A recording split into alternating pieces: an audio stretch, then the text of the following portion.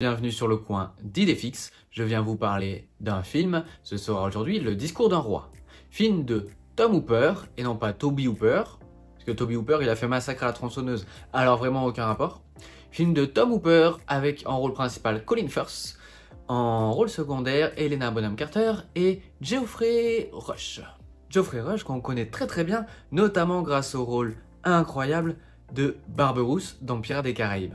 Donc c'est un film sorti en 2010 ou 2011, un film en tout cas multi-oscarisé et avec de nombreuses récompenses, une quarantaine, plus de 40 récompenses pour ce film. Pour vous raconter brièvement l'histoire du film, même si quasiment tout le monde l'a vu, à part moi, je viens de le voir du coup. C'est l'histoire de George VI alias Bertie, dans les années 30, qui se voit succéder le rôle de roi de l'Empire britannique, sauf que il a un handicap, il bégaye. Tout le film va bégaiement, va s'articuler autour de sa relation avec son docteur, alias son orthophoniste, mais qui n'est pas vraiment docteur en réalité, qui est plus acteur, qui aime travailler avec la langue, avec les mots. Et le deuxième sujet du film, ce sera en fait son rôle, la question de comment incarner le rôle de roi. Alors déjà, d'où vient ce film? Pourquoi ce film a été réalisé? Il faut savoir des petites choses comme ça. Par exemple, le scénariste du film, qui avait, lors de la réalisation de ce film, plus de 70 ans, je crois qu'il avait 72 ans de mémoire, le scénariste de ce film avait déjà à l'époque demandé à la femme de George VI s'il pouvait réaliser le film sur le bégaiement, qui traitait le bégaiement de George VI. Il avait demandé à la femme de George VI. Et elle avait dit « Non, attendez mon décès, le décès de George VI pour réaliser ce film. » Pourquoi le scénariste voulait tant raconter cette histoire?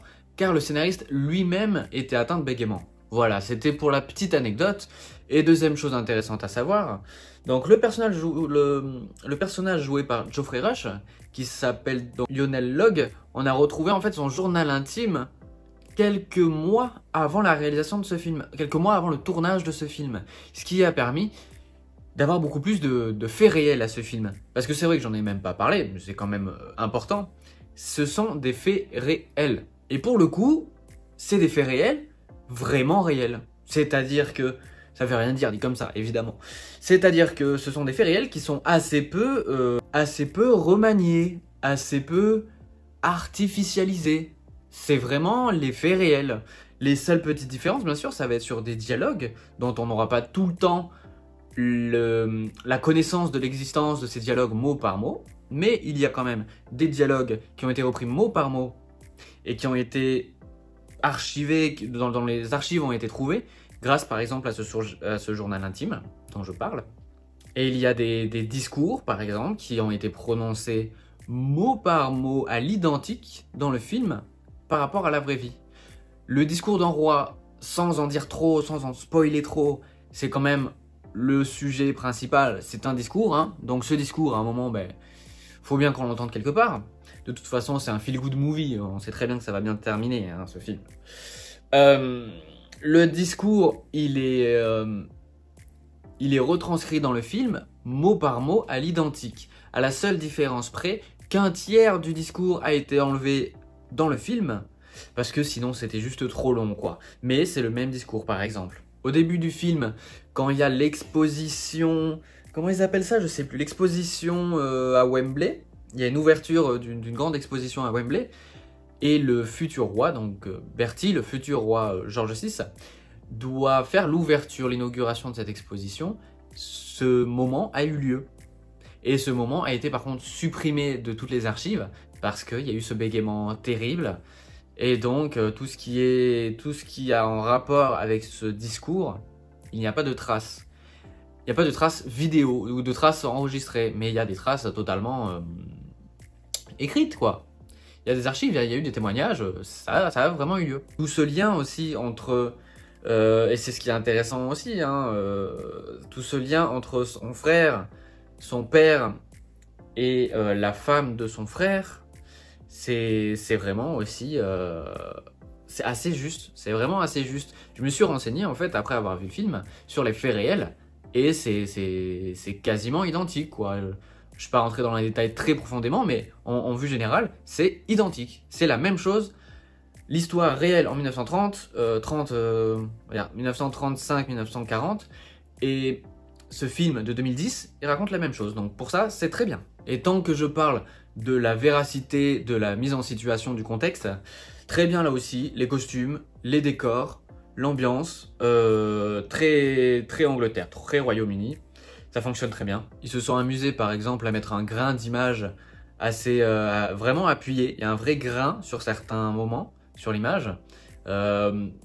Pour dire, c'est des petits points, quoi. L'image, elle est granuleuse. L'image, elle n'est pas lisse. Pour vous donner un peu une image de cette image, il y a un vrai grain, du coup, qui donne une impression assez ancien de tout ce qu'on nous montre. Il y a aussi beaucoup de brouillards qui peuvent facilement rappeler l'Angleterre. Il y a des parcs, ça peut aussi facilement faire rappeler l'Angleterre. Mais en termes généraux, pourquoi aussi on se sort pas trop du contexte historique et on peut s'y immerger. Pourquoi? Parce que il y a beaucoup de scènes d'intérieur, ce qui fait qu'on ne peut pas rater forcément. C'est plus facile de faire des scènes d'intérieur historiques 1930 que de faire des scènes extérieures historiques 1930. Les décors à reconstruire, à réinterpréter sont beaucoup plus petits, beaucoup plus intimistes. Les décors sont ici parfaits du coup, c'est très simple, par contre ça fait très théâtre en même temps, mais au moins ça fonctionne. Ah si, il y a quand même des petites choses. J'ai vu qu'il y avait quelque chose de faux, au moins vous le saurez si vous avez déjà vu ou si vous comptez voir Le Discours d'un roi, qui est disponible sur MyCanal jusqu'au 13 janvier si je dis pas de bêtises, donc faites vite.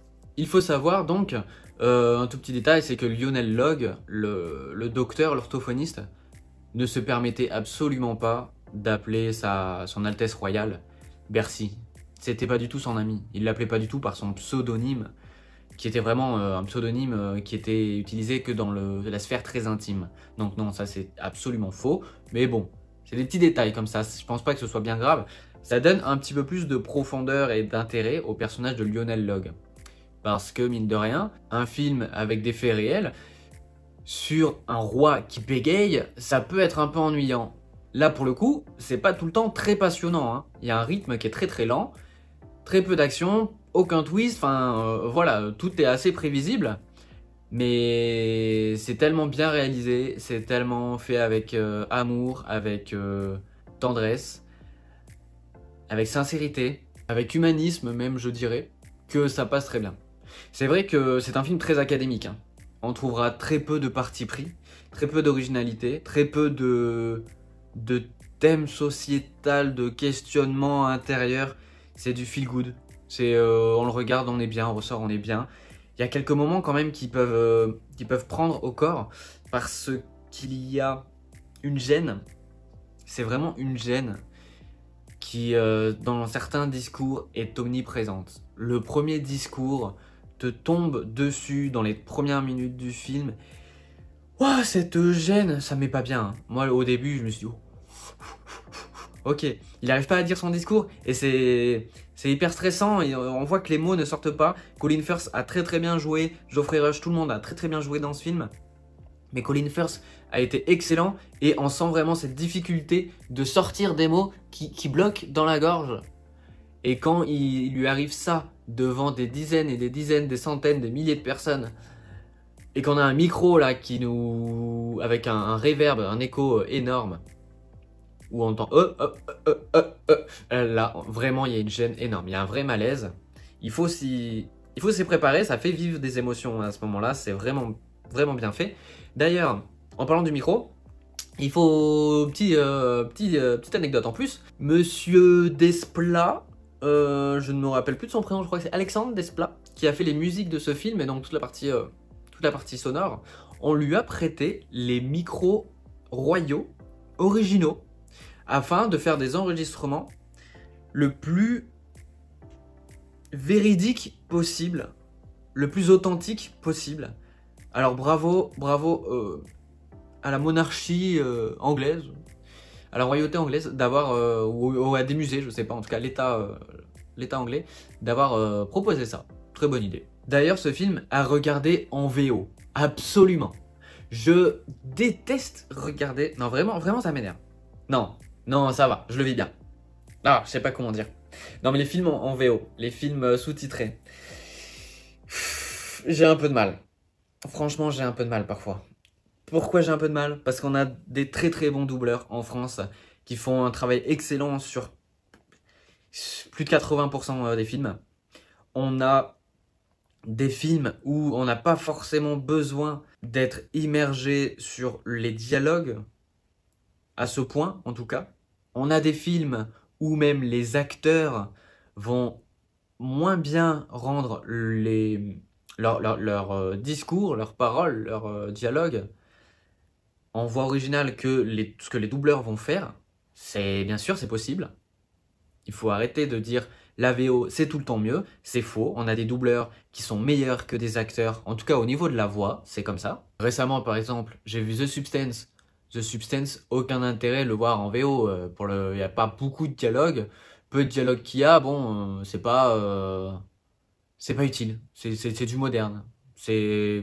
Non, voilà. C'était juste pour donner un exemple d'un film où vraiment c'est VF ou VO, vous faites pas chier, allez voir la VF quoi.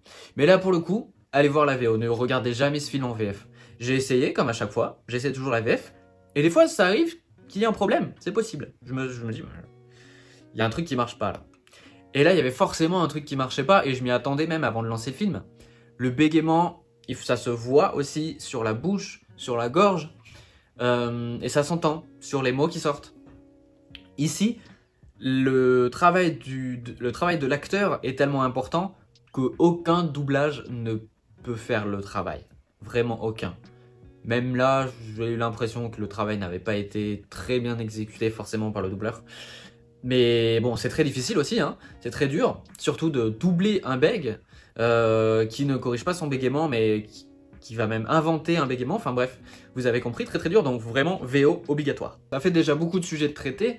Concernant les thèmes abordés dans le film, j'ai dit qu'il n'y en avait pas vraiment, mais il y en a simplement, ils sont pas vraiment abordés de manière sérieuse. Il y a par exemple le sujet de la science, on le voit mettre des billes dans la bouche pour parler, la bouche gonflée afin d'articuler ou de sortir de développer peut-être la gorge ou le thorax. Enfin bon, des méthodes vraiment ancestrales, on va dire. Si la cigarette, fumer des cigarettes est une bonne chose apparemment pour soulager la gorge.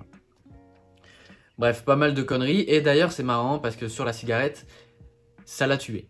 Hein, George VI est mort du tabagisme. Donc c'est assez marrant de voir que il devait se soigner avec les cigarettes et en fait, ça l'a tué.